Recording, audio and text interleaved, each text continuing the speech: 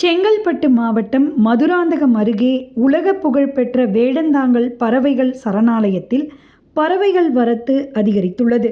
இந்த ஆண்டு தற்பொழுது ஏரியில் சுமார் 15,000க்கும் மேற்பட்ட பறவைகள் வந்து குவிந்துள்ளன.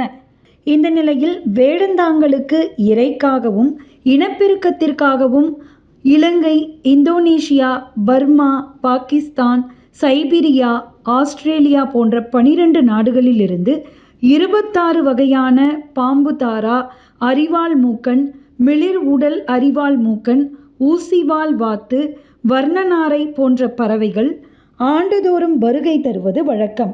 காணும் பொங்கலையொட்டி வேடந்தாங்கல் சரணாலயத்திற்கு ஏராளமான பார்வையாளர்கள் பறவைகள் இயற்கை சூழலுடன் ஒன்று கூடி இருப்பதை பார்த்து ரசித்தனர்.